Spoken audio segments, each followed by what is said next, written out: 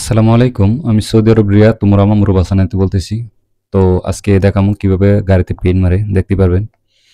তো ঘাবড়ানোর কোনো কারণ নাই। বাংলাদেশের মতনই সেম রং মারে। আমি এই নিয়ে সেটা অনেক ভিডিও দিছি এই ধরনের। তো এরপরও কমেন্ট করেন যে ভাই বাংলাদেশের পেইন্ট মারা আর সৌদি আরবের পেইন্ট মারা কি একই কিনা? হ্যাঁ ভাই একই। কোনো এন ডিফারেন্ট নাই, কোনো ফারাক নাই। আপনারা দেশে যেভাবে পেইন্ট মারেন গাড়িতে, এই দেশের বাহিরে সব দেশে একইভাবে মারে। ঠিক আছে? এটার মধ্যে কোনো পার্থক্য নাই। তো দেখতে পারতেছেন এখন বর্তমানে কালার মারা কমপ্লিট আগেই এখন বর্তমানে লেকার মারতেছে। লেকার মারা আর কালার মারার মধ্যে সামান্য ফারাক আছে।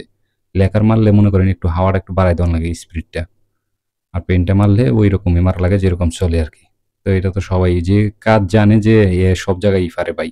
এটা কোনো ভয়ের কোনো কারণ নাই। দেখতে পারতেছেন লেকার মারা মোটামুটি কমপ্লিট আর এক হাত মারবো। তো এটা বাহিরে রং মারছি যেহেতু বাহিরে কোনো হাওয়া টাওয়া নাই এই কারণে আর এটা ওই রকম বেশি টাকা তার ধরে নাই হালকা মনে করেন এনে মেরে দিলাম আর কি এটা এক পিসেই।